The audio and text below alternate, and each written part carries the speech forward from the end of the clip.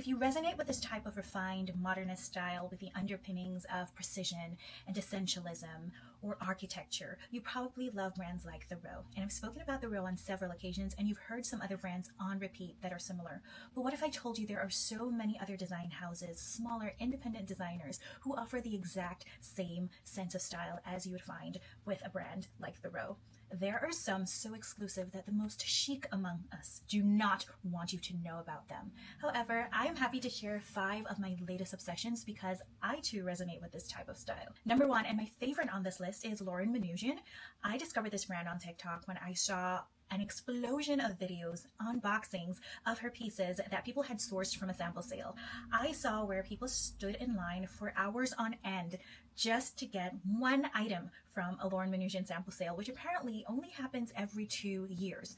Obviously, my interest was piqued, and so I went off, I did a little digging, and I discovered so much more about this brand, and I am in love. The brand was started in 2008 by its namesake, Minutuian, who's more of a textilist than a fashion designer, and it's very obvious in the end products. Yes, they do follow the theme of essentialism, the understated, simplistic, the muted, but there is a sense of palpability to these designs, like you can feel them emitting through the screen, from the photos, from the videos, and that is really what sets them apart from other brands within the same category. A design is one thing, the fabrics are another, but the overall execution of a piece is a whole nother ballgame, and Minutuian is obviously very good at playing that game. Now, whilst their pieces do intend to transcend seasons, they tend to be more on the classic looking side, I want to say that I get more of a sense of coziness and warmth to it, so this is definitely an autumn winter vibe type of place. However, they obviously have other pieces, they do have different collections, and I love almost every piece, and I know that my next intentional purchase is definitely going to be from Minutuian. Let me know in the comments below if you've ever heard of this brand and if you have any pieces from them, because I hardly see anything about Minutuian on the internet. So by now we all know The Row. Many people talk about The Row. I've told you about The Row. If you've been here long enough, thank you for being here from those days. Thank you for sticking with me. Thank you for subscribing. If you're new here, let me introduce you to another brand with the same name, Row. This one is a new baby on the block. It was founded in 2021 in Amsterdam, and it too, like the other The Row, follows the same premise of offering high quality, elevated wardrobe staple. However, in a sea of similar, even having a name that is a homophone of one of the most popular designer fashion houses of the moment, this brand has still managed to set themselves apart and captivate an entire audience who's propelled them to the forefront of the fashion scene in such a short time. And they've been able to do this by world building. You'll hear a lot about world building in the space of marketing and advertisement when it comes to these luxury fashion houses. They do a lot of storytelling through their website, through their different events. They pride themselves in transparency of the creation of their items from start to finish. They highlight everyone involved in the process, unlike other brands within this category who seem to create a false sense of exclusivity and mystery. They focus on production and building community, and that community stands behind them 100%, and that's why they're one of the best brands within this category. Personally, I'm obsessed with Row because of how they present their pieces on their website. I love how they show these items looking comfortable yet effortlessly styled, and what really gets me is how they show the multifunctionality of their pieces. You're always going to win me over when you can show me items that are super versatile, and they obviously do this. They show you how you can be sustainable by wearing one item in multiple different ways, and because of that, I believe that these items by Row are definitely worthwhile investments of fashion. Number 3 is Phoebe Pho. You may know Phoebe Pho from her tenure as creative director at Celine. She created a brand identity of the clean, the intelligent, and the modern. And obviously she was in the same frame of mind as she developed her eponymous label, Phoebe Pho. I remember the first collection release was so exclusive, so hush-hush. They were deeming it as anti-trend, anti-hype. The website was basically boring, and the collection was small, but immediately as the items dropped, they were sold out. Despite the exorbitant price tag on these items, they were sold out in an instant, and that tells you how much of a reach Phoebe Pho has as a creative director. The brand prides itself in thoughtful, timeless designs that are targeted towards intellectuals and tastemakers. My favorite pieces from Phoebe Pho's brand so far are 2 bags. This Kid Cobus bag that I saw on Rosie Huntington Whiteley.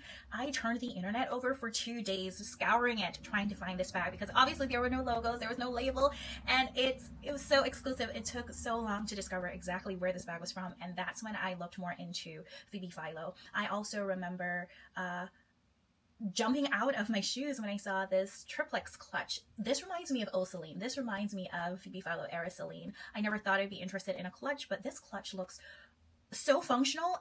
I never considered something like this for myself, a huge, huge clutch, something I would have to bring in my hand like this, but I'm in love. What can I say? I also took notice of their shoes, and this soft pump 90 is of the moment. Like, it's a trendy looking item of the moment. It has elements from other shoe designs that we love, but it's still something I see of the past and something I see that will be worn in the future. And this to me is what timeless, trendless means. And obviously this fulfills one of the tenets of Phoebe Philo's brand. And honestly, I think they're worth the hype and the price tag. Number 4 is Saint Agni, and this is an Australian brand out of Byron Bay that was founded in 2014. And like the others, they're minimalist, they have neutral color palettes, but they wanted to stand out for their ethical and sustainable practices. They focus a lot on industry certifications, but I think they were pushed to the forefront because of the types of celebrities that were wearing them, like Kendall Jenner and Jennifer Lawrence. I personally also love looking at their items. They have a more diverse range of items that they offer. They inject with a lot of structure, a lot of color, and because of that I think it's a brand that is a little bit more eclectic, even though it still falls within the category of this minimalist chic aesthetic. Looking at their items, they're simple but still unconventional. You look at something and it will look like one thing, and then you turn around, it's a plot twist. And I love that little surprise about their pieces. I think that screams intentionality, it screams fun, and it's intriguing, and it captivates you and makes you want to be involved in something like this or have something like this in your collection. Number 5 and final is Scandon Theodore. It's the oldest on this list. It's even older than I am. It was started in 1987. This too is an Australian brand, which I found to be somewhat of a theme when I was looking into these essentialist, minimalist type of brands.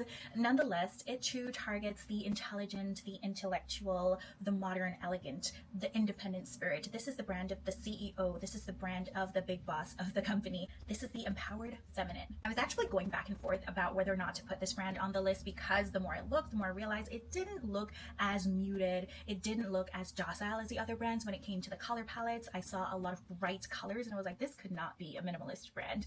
However, I did learn something here. When it comes to minimalism, it's not just the colors, clean lines, clean silhouettes. You're gonna of course see the muted colors, but if there are colors injected, which can happen, it's very intentionally done. More of a monochromatic look. And I had to look further into what restraint in design meant, and basically it's not doing any complex draping or excessive layering, no flashy accents. There's a lot of control when it comes to proportions. And just to show you the opposite of this, what would be no restraint, something like exaggerated shoulders we'd see in Balenciaga designs, the humongous sizes of shoes you would see with a Balenciaga piece. But yeah, heading back to Scandon Theodore, we can see that they definitely have clean silhouettes, they focus on monochromes, and they do have restraint in their designs. And I obviously see the empowered feminine wearing these pieces, and I hope that one day I'll be one of those persons. Let me know in the comments how you're feeling about this. Until my next video, stay fashionably well and in good health.